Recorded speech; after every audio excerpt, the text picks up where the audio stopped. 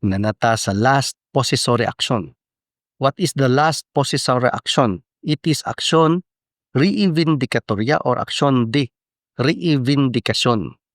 So it is an action whereby the plaintiff alleges ownership of the parcel of land and seeks recovery of its full possession. Dili na lang physical possession, but its full possession.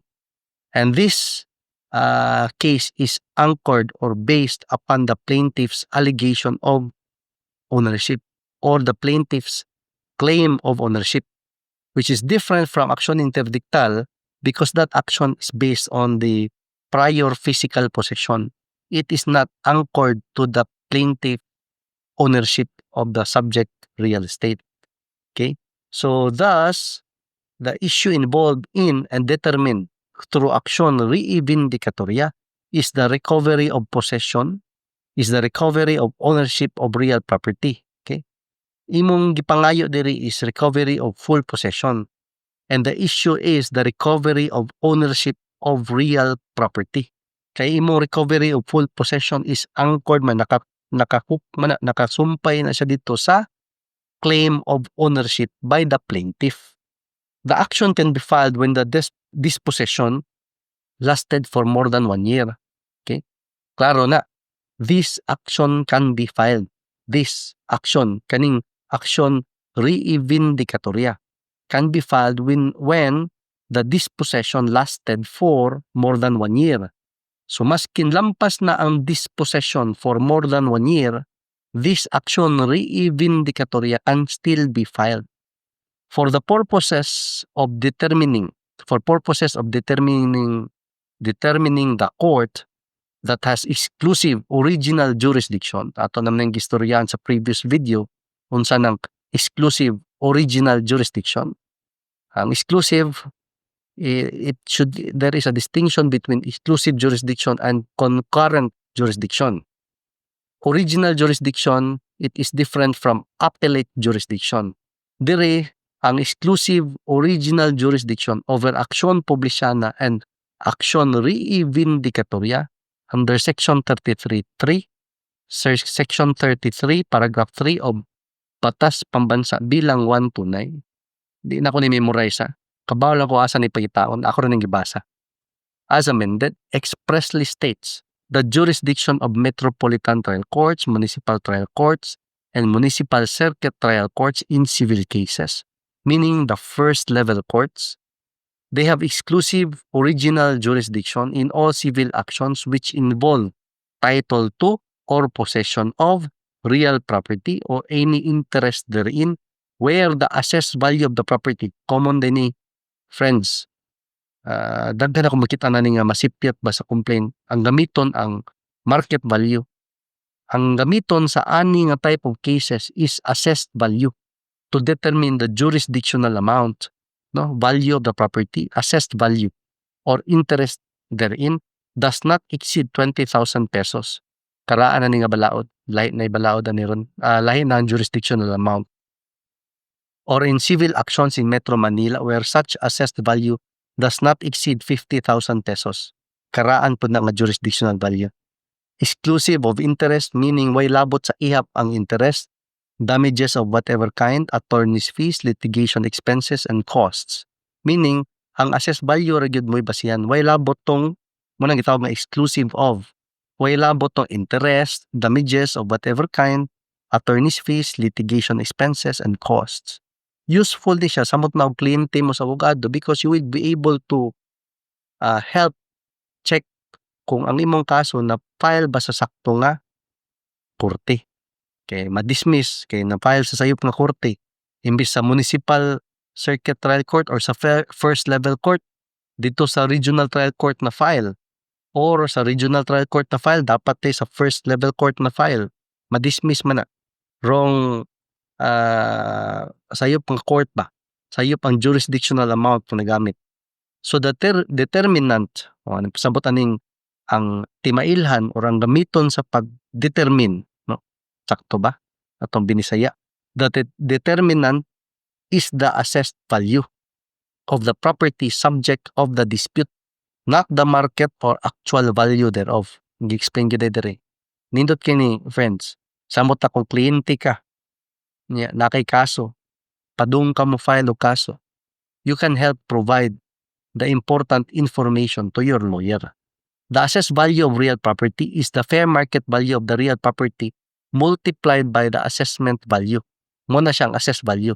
So it is not the same as fair market value. It is not the same as assessment value. Fair market value multiplied by the assessment value is the assessed value of the real property. And that is the determinant of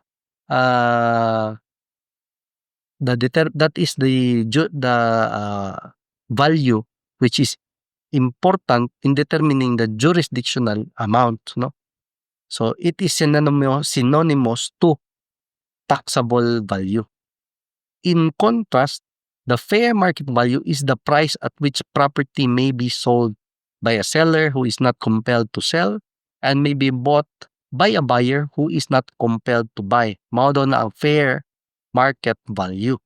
The jurisdiction of the court over the subject matter, okay, is determined by the allegations of the complaint, no? Not the allegations of the answer. Kay may mga answer nga walay jurisdiction niyang korte ani nga kaso because ani ana so this and so that, no?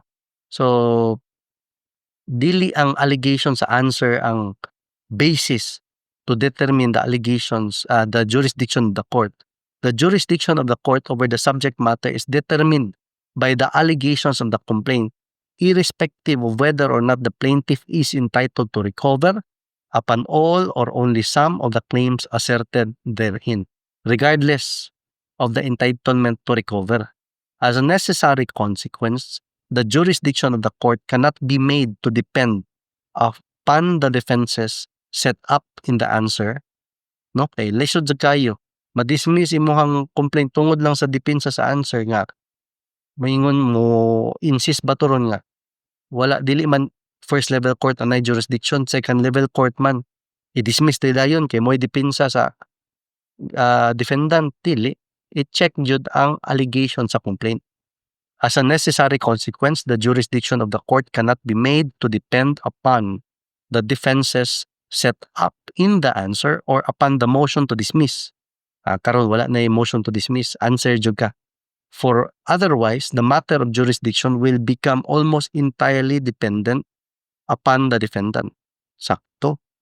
If the nature of the action pleaded as appearing from the allegations in the complaint determines the jurisdiction of the court, and the averments of the complaint and the character of the relief sought are to be ascertained, verily the body of the complaint, not its title, fixes the nature of an action. Ang body of the complaint, no? The body of the complaint, not its title, fixes the nature of the action. It is not uncommon nga ang title, action interdictal. Pero kung basahon din mo to ang body sa complaint, action publisyana dito or action reivindicatoria. Pero ang title sa kaso, forcible entry. So, mo na siya nga, it is the body of the complaint, not its title, which fixes the nature of the action. So, in this Supreme Court decision, the allegations of the complaint were evaluated by the Honorable Supreme Court. So, gisuwat na diri. Di na lato basahon, friends. Taas kayo. Ma-board po mo. Let's focus on the discussions. Anyway, we know the gist of the allegations in the complaint. So, based on the allegations of the complaint, the decisive issue is whether or not the forcible entry under Rule 70 was the proper remedy to resolve this controversy. What is the ruling of the Honorable Supreme Court? According to the Honorable Supreme Court, we rule that it is not. A proper reading of the allegations of the complaint shows that the case revolved around the actual metes and bounds of the parties' respective properties. Planan ang case daw nagtuyok ra kung unsay utlanan nga aktual sa yuta sa mga parties aning kasuha. So meaning boundary dispute. The complaint was anchored on the theory that the properties registered in the 3 certificates of title issued in the name of the petitioner had erroneously included portions of the property covered by the tax declaration issued in the name of the respondent's predecessor in interest. Okay, so pasabot boundary dispute. In contrast, the petitioner hinged her right on the indivisibility of her torrents titles and relied on the technical descriptions of the boundaries of her properties as stated by metes and bounds contained in Title 1, Title 2, and Title 3, no? Her 3 titles. So basically, ang iyang action ni petitioner is anchored upon her claim of ownership. Medyo lisod yun siya masod sa forcible entry. Thus, her answer to the complaint relevantly represented, it cannot be sufficiently underscored that, as specifically alleged in the complaint, no less, the real property subject matter of the instant complaint for forcible entry are actually registered in the name of the defendant as borne out by her 3 titles, no? 3 certificates of title, respectively, no? Parenthetically, the complaint admits in no uncertain terms, klaro ug tataw, that plaintiff's putative ownership of the subject real properties is supported only by a mere tax declaration, which is not even in their names, but is supposedly in the name of the plaintiff's predecessor in interest, si Berto. No? It can be gleaned therefrom that the dispute essentially concerned the actual metes and bounds of their respective properties. Under such circumstances, the issue was really, unsa man yung issue? The issue was really whether or not the petitioner's titles included the disputed portion. The dispute did not primarily concern merely possessory rights. Manay unod sa ani nga desisyon sa Korte Suprema. The dispute did not primarily concern merely possessory rights. Okay? The issue was really whether or not the petitioner's titles included the disputed portion. No? The dispute did not primarily concern merely possessory rights. Ako ginang gibasa og balik. Kay mo na siya ang murabag heart of the decision. It was related to boundaries and could not be summarily determined because an action for forcible entry, mo'y sinugdanan aning kasuhan, is a summary proceeding. No? So, kung summary proceeding, dili siya pwede mo resolve og issue with respect to boundary controversies. Nonetheless, the Municipal Circuit Trial Court rendered its ruling based on its deduction that a part of the property being claimed by the heirs of Socorro had been included in the lots that were titled in the name of the defendant.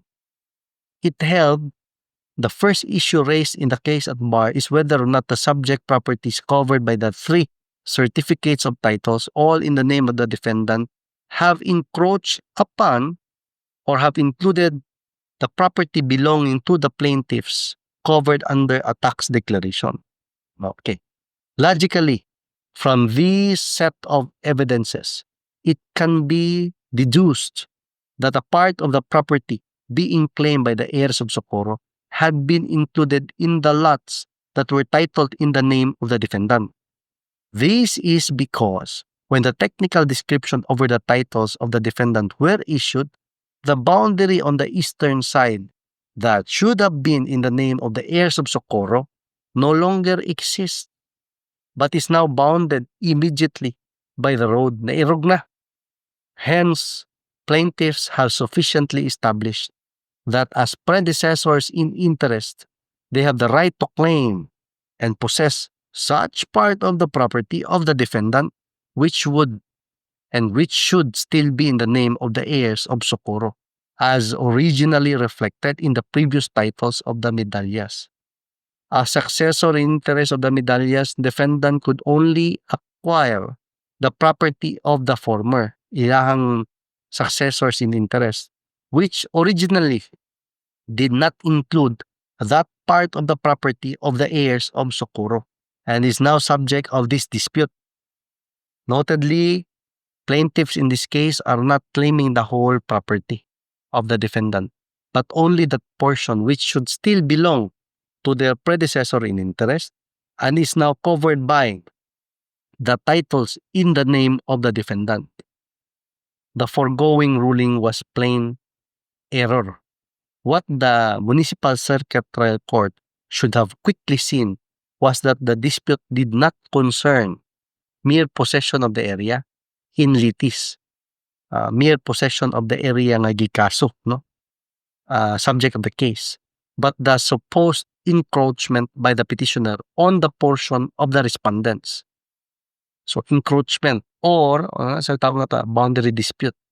In other words, the question focused on whether the property being claimed and occupied by the petitioner had really been part of her registered properties or of the respondent's property.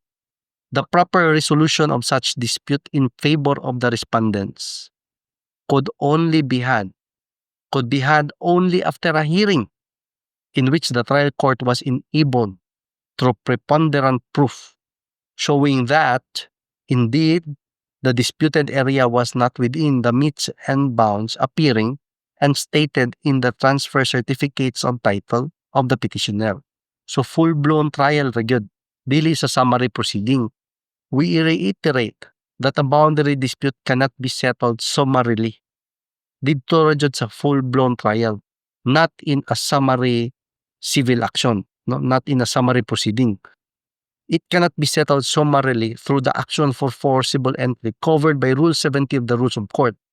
In forcible entry, the possession of the defendant is illegal from the very beginning, and the issue centers on which between the plaintiff and the defendant had a prior possession de facto. If the petitioner had possession of the disputed areas by virtue of the same, being covered by the metes and bounds stated and defined in her torrents titles, iyang mga certificates of title sa yuta, then she might not be validly dispossessed thereof through the action for forcible entry. The dispute should be properly threshed out only through action reivindicatoria. The dispute should be properly threshed out only through action reivindicatoria. So accordingly, the Municipal Circuit Trial Court acted without jurisdiction. Kaya syempre, ang jurisdiction sa action reivindicatoria depends on the assessed value of the property. And that is either MTC or RTC. And you must allege in your complaint the assessed value of the property involved. But in the MCTC in this case, iyang jurisdiction gi-acquire because ang forcible entry of unlawful detainer exclusive original jurisdiction sa MCTC. So, diri nga kaso, tungod kay dili man di ay siya sakto nga forcible entry, boundary dispute man, walay jurisdiction ang Municipal Circuit Trial Court to resolve or to try this type of issue, no? Accordingly, the Municipal Circuit Trial Court acted without jurisdiction. Wala siya authority over this case. It acted without jurisdiction in taking cognizance of and resolving the dispute as one for forcible entry. Given the foregoing, the Court of Appeals committed reversible error in affirming the judgments of the lower courts and in ordering the summary ejectment of the petitioner from the disputed area.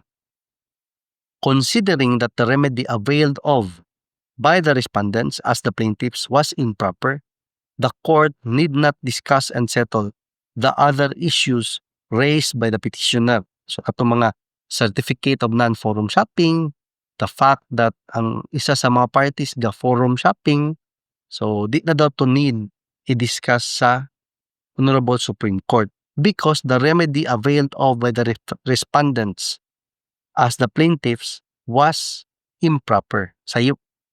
Wherefore, the court grants the petition, daog si Jessica. The court grants the petition for review on certiorari, reverses and sets aside the decision promulgated by the Court of Appeals and dismisses the complaint for forcible entry without prejudice to the filing of the proper action and orders the respondents to pay the costs of suit. So order. So imagine na sa kaning kasuha, si Jessica, first level court, pildi. Second level court, pildi. Court of Appeals, pildi. Pag-abot sa Honorable Supreme Court, daog. But of course, kung imong basahon ng decision, di po na pasabot ka, safe na siya. This is, klaro man dyan diri. Kaya ang reason God for the dismissal or the grant of the petition and the dismissal of the action for forcible entry is the absence of jurisdiction. No? The MCTC acted without jurisdiction in taking cognizance of and resolving the dispute as one for forcible entry. Di mo gudi siya decision on the merits.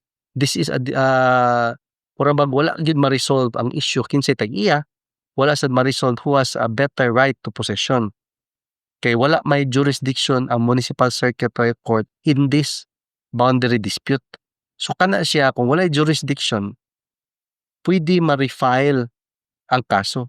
But of course, the proper possessory action without prejudice to the filing of the proper possessory action. So, pwede ni ma-refile. Di pa sad safety si Jessica. But years na ang nawala ni respondents, no? Abot na sa Supreme Court, karon pa na dismiss ang action niya, ang reason why jurisdiction ang Municipal Circuit Trial Court. Sayang ang time, no? Daog na ba siya? First level court, second level court, Court of Appeals, daog na pag-abot sa Supreme Court, pildi. Sakit sad, no? But that is the reality of the case. So again, this is our co-learning channel, Muna to Advocacy. We learn together how to avoid land disputes. And if you or me, hopefully not me, hopefully not you, di jud lalim ang naikaso, no? It's not a happy and not an enjoyable feeling, pero lang palaaway jud ka, no? You need to learn, I need to learn, we all need to learn how to choose peace, peaceful ways, peaceful means to achieve a peaceful ending. If any of us will be part of or is already part of a land dispute, no? And if you're new to this channel, gidokta na jud ko da. Nagsapid na kundila. Please contribute links sa kanila nga topics nga akong hilig pod, no? Kay mora pod ako hilig basahon. So topics nga atong gi-prefer, no?